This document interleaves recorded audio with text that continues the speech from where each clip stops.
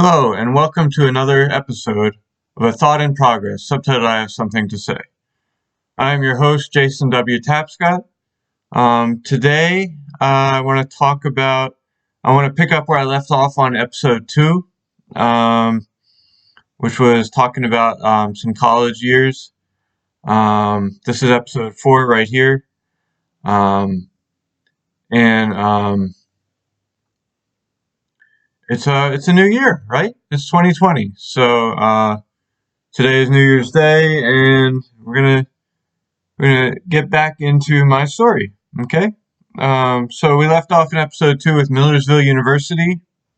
I told you I had a little problem with marijuana and alcohol in those years. I spent about a year and a half, I think, almost 2 years there at Millersville.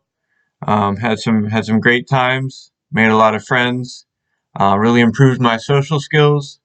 But in the end, once again, my mental health condition did get to me, and I had to withdraw from there as well. And I did so with only about a year left before I could graduate. It's unfortunate, but that's the way life has gone. All right. So Millersville. I got mixed up with the wrong crowd. Drinking alcohol.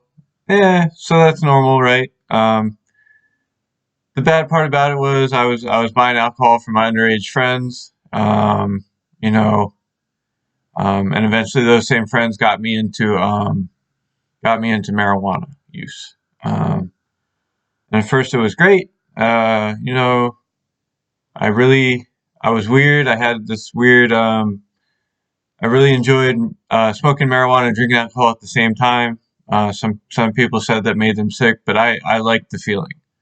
Um, So that maybe I used marijuana for about 3 months, pretty regularly, a couple times a week. I remember the one time we smoked up in a gazebo in like the center of the campus or something. We had like different places every time where we would hide out and smoke up.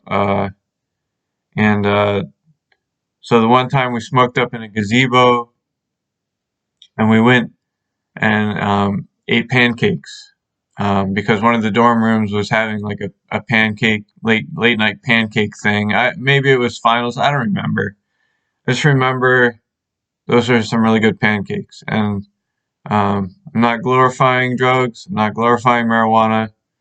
But we got to be real about where I was at the time, right? Um, so eventually it got to me. I remember I went on I went on spring break. Uh, I don't know if my parents knew I was going to spring break, but I, I piled a bunch of people into my car and we went down to Florida for spring break. And we drove to Miami and we got in a hotel room, went to clubs.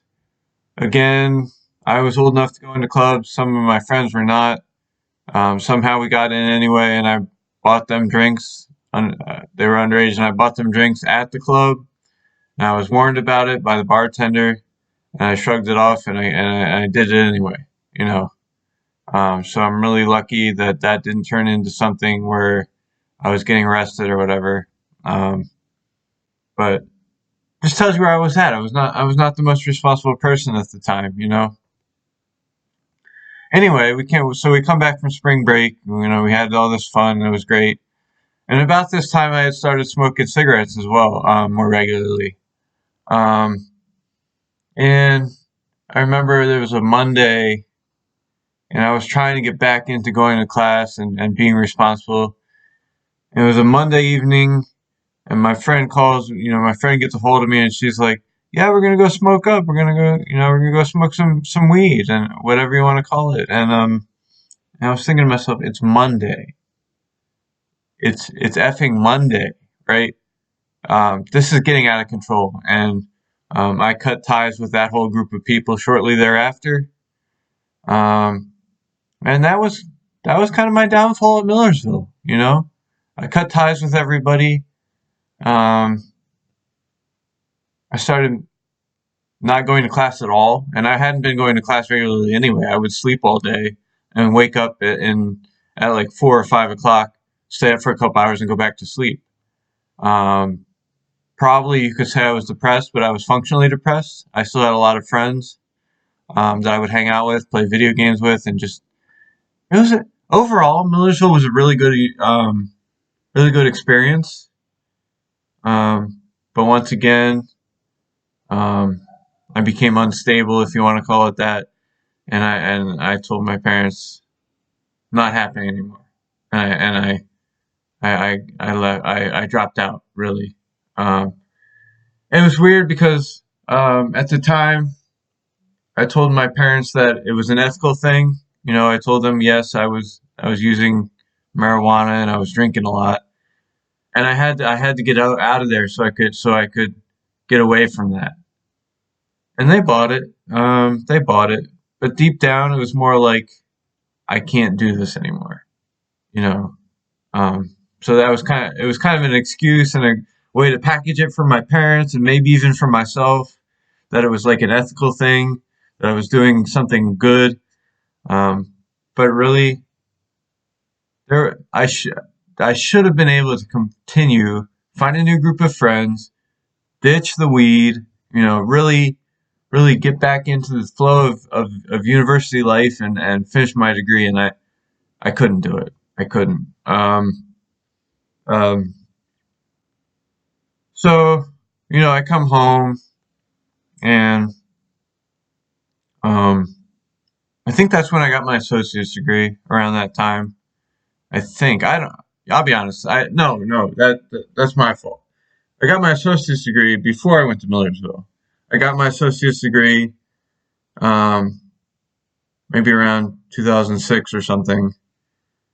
And I was feeling really good. And I was like, you know what? I'm gonna go and get my bachelor's. I remember taking the tour of several different colleges.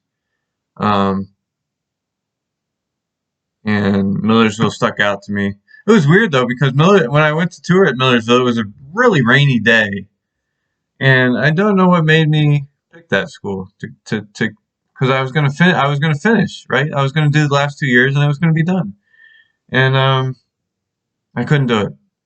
Too many things got in the way, but I don't know. So so I come home from Millersville. Eventually, I come home from Millersville, and I think it was about that time.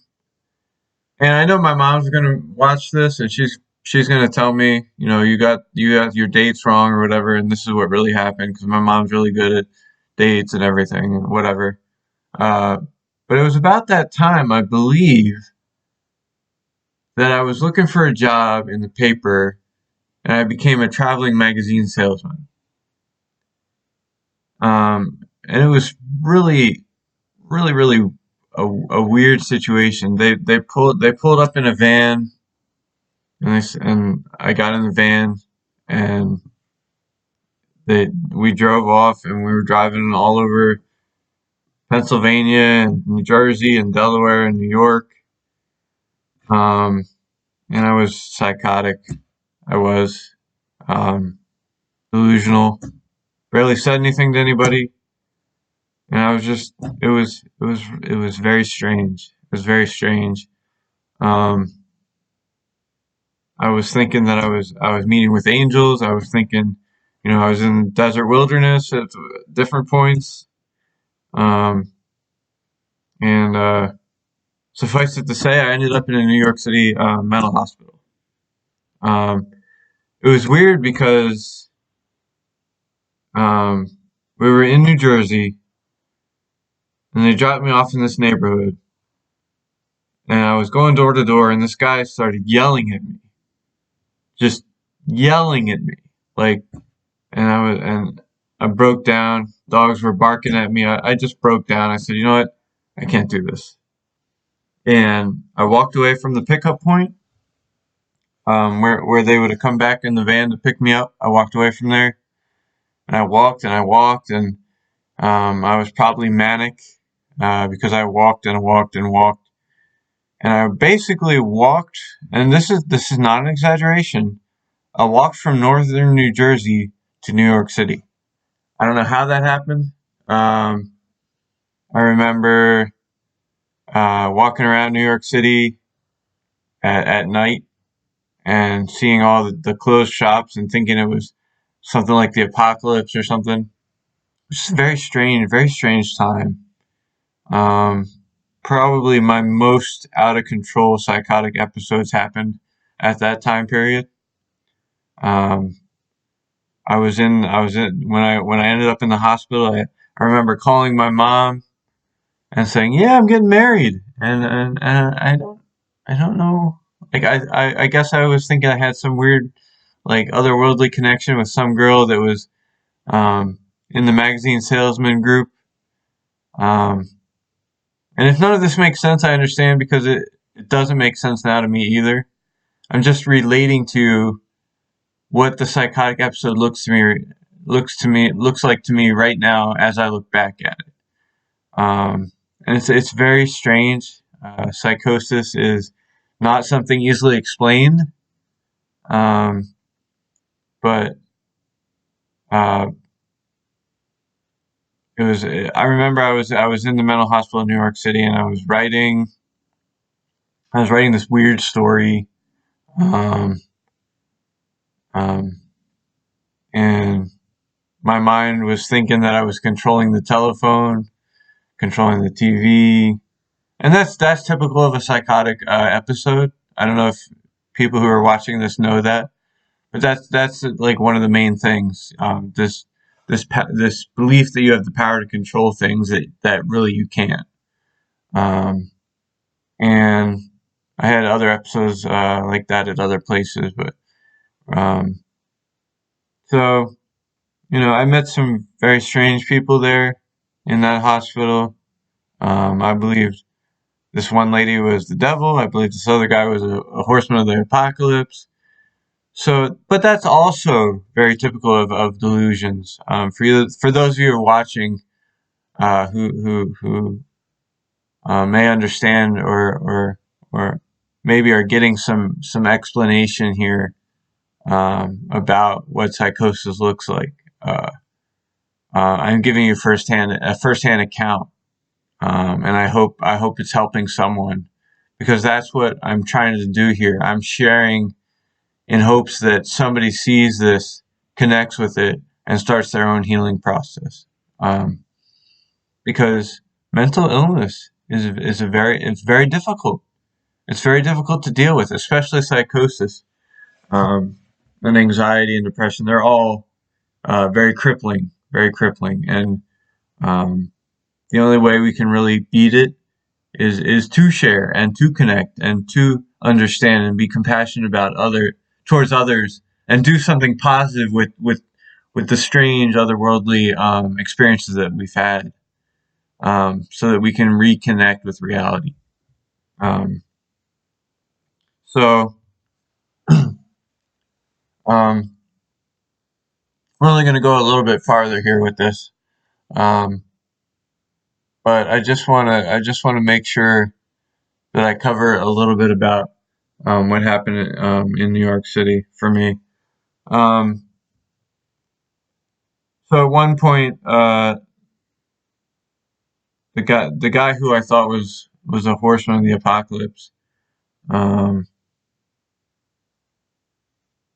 saw something in the paper, and I'm not sure if I was imagining it or not, but it looked like an ad to claim $1 million, and I pointed it out to him, and he took it, and he left the hospital. I don't know how any of that happened, but it must have not turned into anything because in a couple of days he had returned to the mental hospital. And part of me thinks that maybe that was part of a psychotic episode. But that's the weird thing about psychotic episodes. To the individual who's having the psychotic episode, it's very real. It's very real. It's almost more real than reality. Um, and I think that's the draw to it to people who have psychotic episodes. They're drawn to these otherworldly, amazing experiences that they may be having that aren't even real. Um, And I think that's part of the reason why some psychotic people who experience psychosis, it's almost enjoyable. It's almost a good experience and I'll tell you why. It's because it gives this otherworldly meaning to the person, and if you guys understand this, meaning is central to the human experience. So to someone having a psychotic episode, they're experiencing this amazing meaning in their lives that otherwise they wouldn't have. And I believe that's where it comes from. That's where psychosis comes from. This need for meaning, this need for purpose that we naturally have takes a bad turn, and we end up believing in things that aren't really there, or believing things that are otherworldly and not reality. Um, and it's unfortunate, but I hope that by doing these episodes, by doing this channel, people can understand better about what psychosis is, as I have an insider perspective on that. So I'm hoping sharing this with you really helps. So I think we're going to leave it there for today. I didn't cover exactly all that I wanted to cover, but I think it was a good episode. And if you're interested, my name is Jason W. Tapscott. I'm the host. And I have some books that you may want to look at. Right now they're ebooks. I hope to have a paperback out within the next year. And they're based on some of my experiences, fictional accounts of what may have happened in the settings that I was in, mental hospitals and prisons. So I would hope that you would check that out. They're 99 cents each, and I'm working on another installment in that series. So thank you for listening, and I will see you soon, and Happy New Year.